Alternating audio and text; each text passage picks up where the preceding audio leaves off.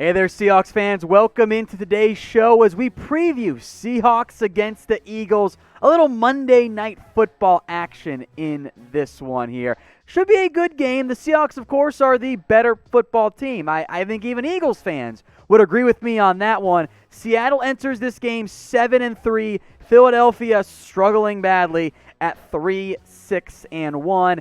And even though it is a road game in this particular matchup for Seattle, it should not come as any surprise whatsoever that the Seahawks are a 6-point favorite. This line has actually gone up since it opened up. It is now up to 6, and I wouldn't be that surprised if it rose a little bit further before kickoff on Monday. So before we really preview this game, let us know who you guys got in this one.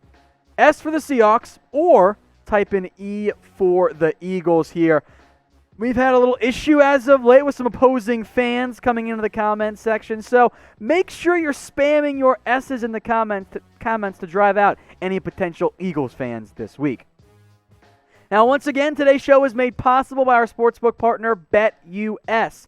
Head over to chatsports.com/bet and use the promo code you see on your screen. That is Seahawks125. And once again, if you are a new BetUS customer, you haven't signed up or deposited yet, we're feeling pretty good here about the Seahawks covering against a struggling Eagles team. So if you head over to chatsports.com/bet, you use the promo code Seahawks125. You put down at least $100, A, to get the deposit bonus. You're also eligible for our bet cover deal. If you bet on the Seahawks to cover against the Eagles, and they don't somehow, we will cover your bet loss up to $50. So you put down $100, you get $125 for free. You put down $30 on the Seahawks to cover. If they lose, we'll cover your bet. If they win, well, guess what? You made money.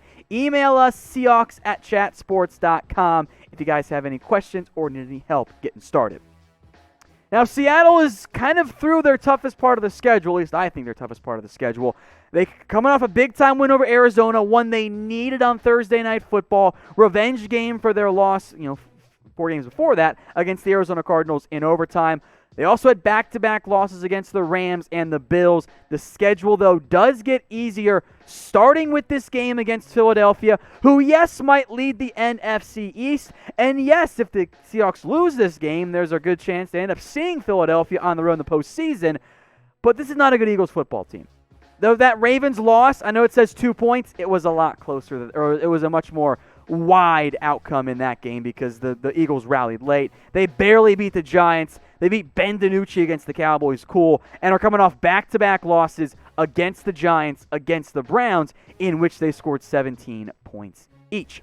So I want you guys to head down to the pinned comment and predict the score of Seahawks at the Eagles. Don't forget to include who you've got winning the game. Don't just put in a score prediction. Let me know which team you've got winning in this one. If you get the ad break here on YouTube, take advantage, scroll on down, and get your votes in for Seahawks at the Eagles.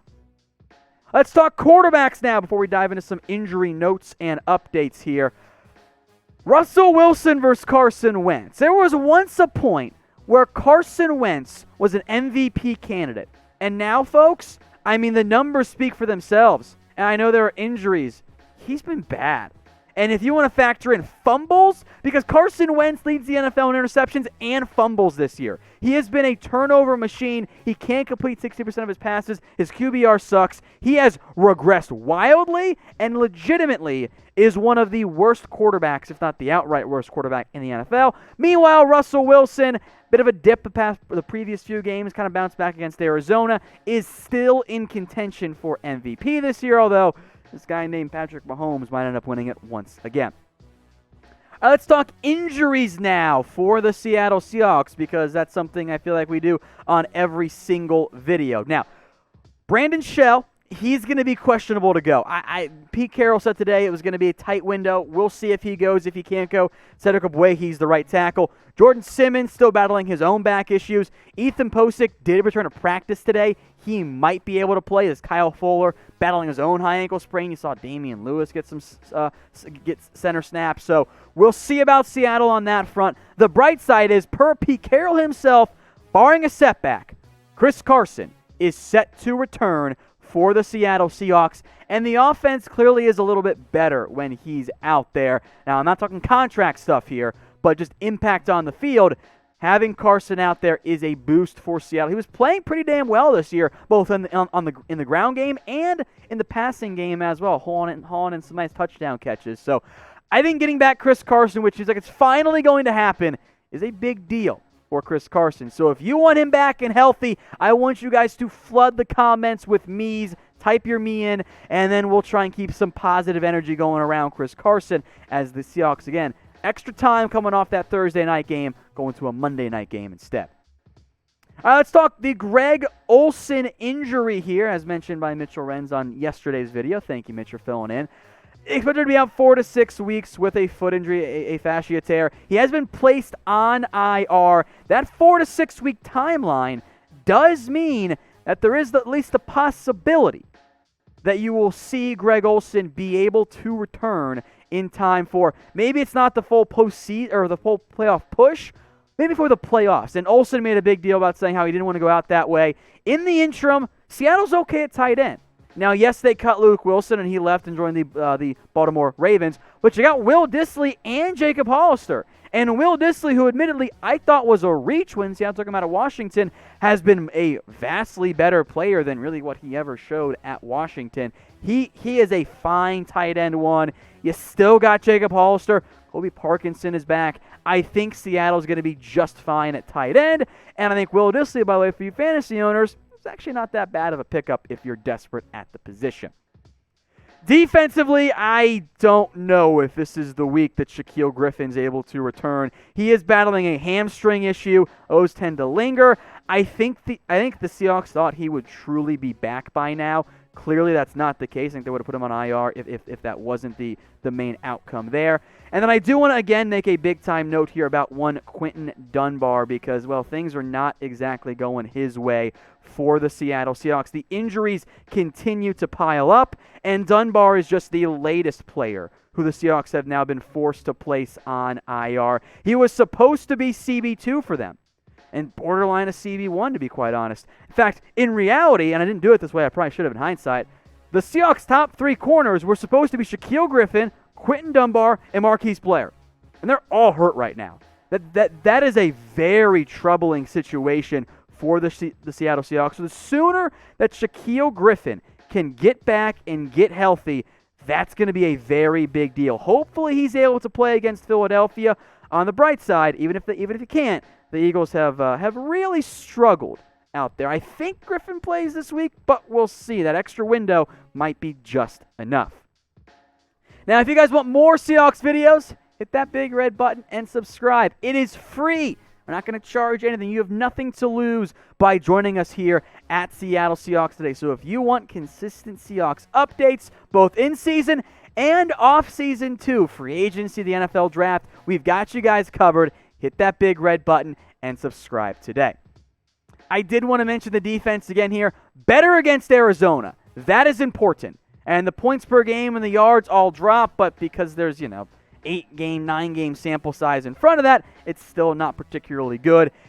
The Seahawks have been one of the best teams at taking the football away this year. The Eagles have been one of the worst about giving it up. All of that put together, I think this is going to be a game in which Seattle forces not just one, but multiple Carson Wentz turnovers.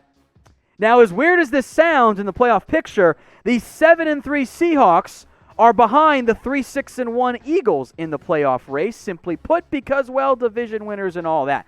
The Seahawks and the Cardinals and the Rams are all within 2 games of not just each other, but also getting the number 1 seed or being a wild card team. That's how tightly compact the NFC is this year. Remember, there's only one bye this year, and I think that cannibalization from what I consider to be the best division in football is going to hurt them, I think, when it comes to maybe getting that number 1 seed. The Rams right now, they do the tiebreaker over Seattle, but they're both 7-3.